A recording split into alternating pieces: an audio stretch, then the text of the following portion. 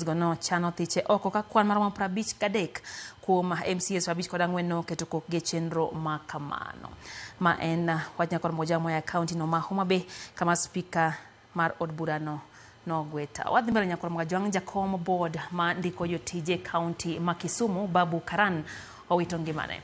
Kalore kod ote mar kuyo mochwal kod gavana ma Kisumu Professor Peter Anyang' Nyong'o, Babu Karan no owito ngimane otieno manyoro e kar thieth ma Aga Khan boma ma Mombasa kama noyudo thieth tok bedo matuo juma mokalo. Nyong'o wacho ni Karan ibiro paro kaka japuonj manotawo jopuonjre modhuro manokalo lwete ka e board ma jotije piny owacho ma Kisumu manotayo ipare gi lony mare ma tawo chenro kendo konyo chiwo lony e chenro mag jotije.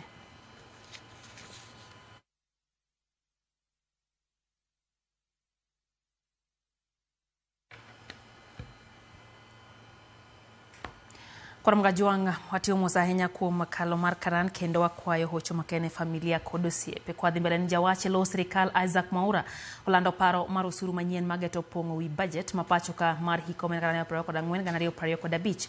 Mwaura lando ni nitiere chenro mar medo osuru mar ita peini gi siling 7 kama dhi bedo meto mokwongo bang' higni 8. Sirikal bende geto kelo osuru manyien mar 6% ne jo ohala matiyo gi mbui kod 15% ne kembe mag pinje ma oko matimo ohala pacho kae. Kalore kod Mwaura, chenro mag medo osurugi dware mondo mi okony dino olalo mane paro mar chik mar omenda manowito ko oweyo. Zaidi ya hapo ni kuhakikisha kwamba wale watu ambao wanafanya biashara kupitia online digital marketing na pia wako na digital presence kubwa zaidi kama multinationals wanalipa 15% na 6% mtawalia kama kodi, lakini hawalipi kodi ambayo inawafaa. Na ndiposa tunaona kwamba tuweze kutoa hii kodi ya digital presence ambayo inakuwa ni 6% na ile ya multinationals kampuni kama hizi zitoe kodi ya 15% ni muhimu zaidi. Na pia kama ukiangalia wale ambao kama ni mambo ya taxes hizi, ride hailing, ukikuja mambo ya kuuza chakula na kadhalika, waweze pia kuwa wanalipa hizi pesa ndiposa wa Kenya waweze kupata faida ya uchumi wao ambao ndio wenyewe wameutengeneza hapo. Jal moro ma jahigni prayo kod auchiel beto jaode kod jalo ma onegi gwenge ma Iravari kar chung'od bura ma Mbeere South ka nyithinde ma johigni 9 kod 5 neno. Genesio Fundi mawachore ni osebedo kod tuo mar obwongo kuom kinde machuok bang' wito hande iwacho ni onego jaode Gladys Tara kar kugwen kendo tongo jatijgi mantiere ka thieth gi sani bang' bedo kod gwandruok.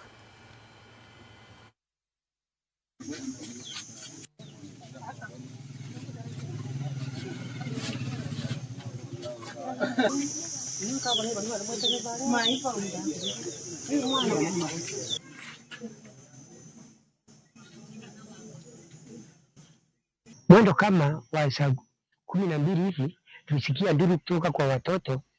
Arabu biyangu kwa hapo chini kwa shamba akaona video akilishana yule mfanyakazi wake wa nyumbani. Arabu kitambo tukapanda juu, kupanda kwake tukakuta ameua bibi yake kwa kumkatakata na panga. Uhusiano wa fundi wana kijiji haukuwa mbaya na alikuwa mtu mzuri kwa jamii. Hata wakati wa siasa alikuwa bodyguard wa mheshimiwa wa Mbeere South. Lakini miezi 2 iliyopita alipata mgonjwa kidogo kama alikuwa tangu kutoka na wazimu, ndio akashikwa akapelekwa hospitali. Alipotoka hospitali akarudi hapa nyumbani akaacha kazi yake ya miraa na akawa hapa nyumbani na bila shinda yote. Alikata bibi yake mfanyikazi, mimi na sijamuona hata kwa sasa mfanyikazi ndio amepelekwa hospitali, lakini nasikia amekata mkono na shingo na vindole. Ripoti kwa maafisa wa polisi wakati alikuwa na visanga sapangi, nikapiga kwa chief na hakuna hatua yoyote alichukua. Jaduong' moro ma jahigni 90 tonya lak tho e gwenge magichugwe kaunti ma Kiambu bang' jonjore moko monje ka gidwaro mondo mi omegi mane gichichni jaduong' no nitiere godo. Jodak wacho ni jonjore go osebedo kabuo ngima jodak makono gi njore makinde ka kinde ka gisebedo ka gikwalo kahawa, gwen to kod jamni.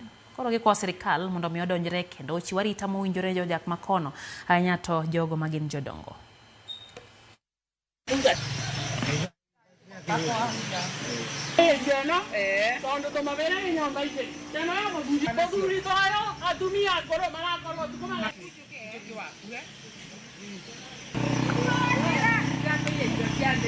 Tuliona moto hapa kwa neighbor yangu. Mzee akichomewa nyumba na watu mikora. Mikora inakunja hii mboma inamuimba sana. Hiyo mikora walikuja wakitaka pesa. Huyu mzee akiwaambia ana pesa, walimwambia utaona sapta makuni. Makipewa pesa ya mwisho wa mwezi ya mwezi wanakunjanga kila siku nipe pesa, makakataa kupeana pesa, makaambiwa gonja uone vile tunafanya. Tulisikia nduru kubwa sana ya huyu neighbor ya Kamene. Sasa tukauliza kwani hawa ni wezi wa kuku ama ni wa kahawa? Tukakunja haraka tukakuta ni nyumba iko na moto. Sasa nikauliza huyu mzee ako wapi na venye ako rafiki yangu? Nikaambiwa na huyu mama Wasira ndiye huyu hapa. Sasa tukaenda nikachukua ile soka nikabomoa ile manji. Sasa watu wakakunja wakachota manji wanaweka kwa nyumba. Uliza serikali tusaidie njuu huku aturali. Watu wanaimba kahawa, wanaimba kuku, ng'ombe, kila kitu hata funguo tunaendanga naso. Juu kiacha funguo hapo anakunja anafungua. Na hakuna watu wanawauliza, wanaimba kuku hapa tu siku nyingine. Ogai Mardo Martha Koome okwayo jodak ma Transmara County ma Narok mondo mi okaw thuolo mar chwalo buchegi e doho mochung'ne aluora gi lo mano osidhi ayango odiochieng' manyoro. Kolose kinde mano osidhi ayanga gi doho mabiro tiyo kod teko mar chieng'. Koome wacho ni doho makamagi kelo machiegni kod jopiny ma kelo yote yalo buche ma ok yal e od buche mamoko. Koome noten koda jotelo mawuok e kaunti ma Narok koting'o gavana ma kaunti no Patrick Ole Mtutu kama no wacho ni doho no biro kelo yot e yalo buche ne jodak ma Transmara.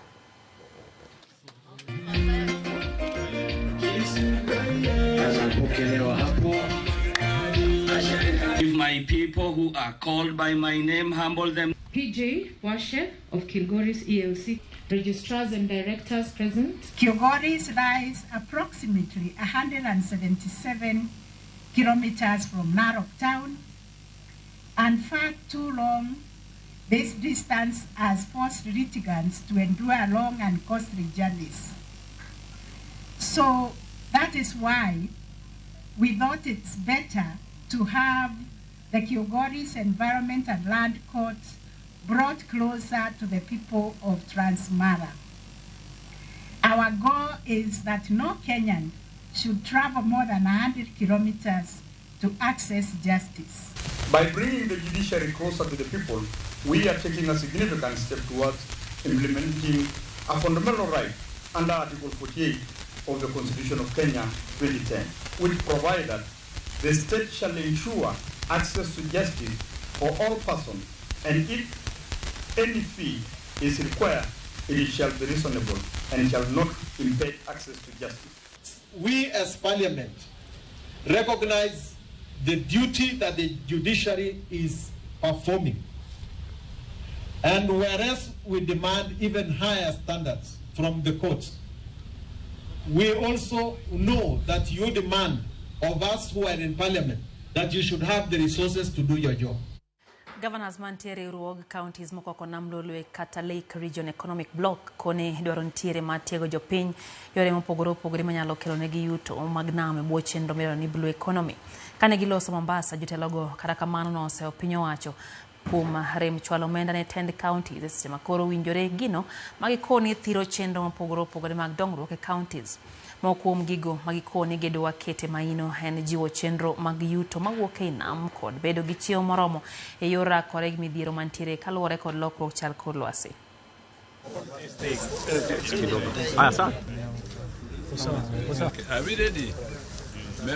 Kwa luwo rech, kik waluwo rech te. Kata mopod uniambo to usekawo dhigo.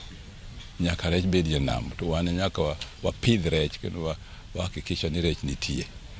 Mar ariyo, kata kwa puro, okipura pura dho nam gik moko duto moa piny maricho richo to donjo e nam, koro ketho ngima nam. Omiyo magi duto nyaka wapuonjowa. Kata kidhi lupo to nyise ni wuo nam. Net ma wang'e tinni, ibiro kawo kata rech matindo tindo monego bed ni nyuolo jowetegi, tidhi chamo. Koro joma nyuolo onge, magi be nyaka nyichowa.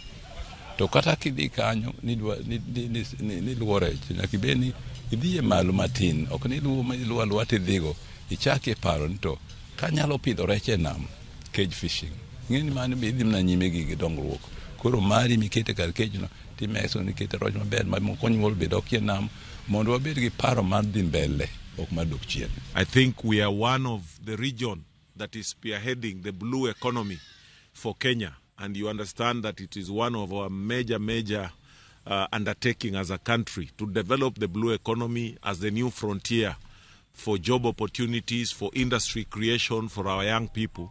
And the Lake region is taking a leading role, and we'll be showcasing this. So we just want to welcome you in the region and to sample also the western circuit of the famous Kenya tourism circuit. We know there is coast, there is the parks, but we also have got the western region, which encompasses the Lake region economic block.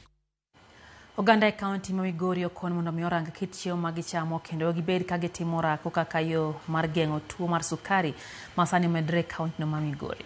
Ripoti yango ni maromo oganda 13,751 sani oseyud ko tuo mar sukari kaunti ya Migori ka ipimo kod higa mar 2023 ma kwan ji maromo 7,200 noyud ko tuo makamana. Apisa mochung' ne kedo kod tuoche ma okga ma oting'o tuo sukari, Paul Olik, wacho ni tuo mar sukari kuom mine mayach bende osedhi malo nyaka 2.6.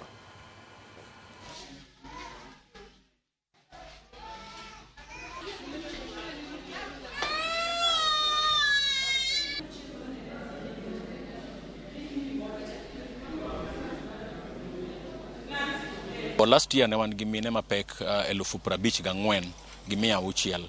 Out of 54,600 ni 2.6% of them ne obedo diagnosed gi gestational diabetes. So gestational diabetes en tuo mar sukari ma medore ndalo ma mama yach. To en orumo koponi ich orumo, koponi mama onyuol to orumo. 2023 man orumo, wayudo ka wawuok from figures mar 7,000 gi 200 nyaka koro sani wane figa mar 13,751. Mago kuom ji duto te man gi tuo mar sukari ma bende bire osiptende mopogore opogore e kaunti ma Migori. To wayudo ni koponi interventions moko kotim, to figa ni dhi medore by 2030 wadhi bedo gi figa ni almost double. Kwa mgajang tij kocha makojolo Manchester United Ruud van Nistelrooy ochopo e giko ndalo ariyo to kochano mar wuok e piny mar Netherlands konyo Manchester United loyo Leicester City tuke adhula lig maduong' piny mar Ingresa. Wuok mar Van olandi odiochieng' ma kocha manyien Ruben Amorim chopo e boma ma Manchester motelo ne kawo ting' mar tayo United e yo maongirore. Van manja higni 48 nono konyo Manchester lo tuke adek kendo wuok amodhi e tugo achiel e kinde mano teng' lwet kocha Erik ten Hag mogo.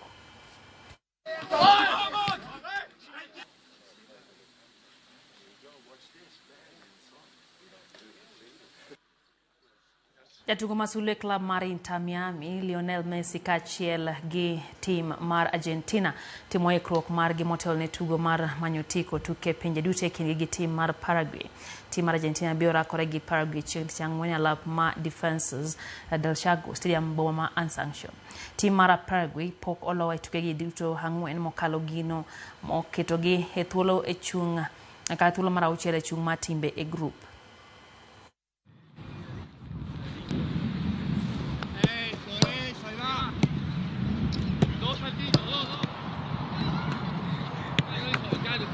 Claro, eso ya.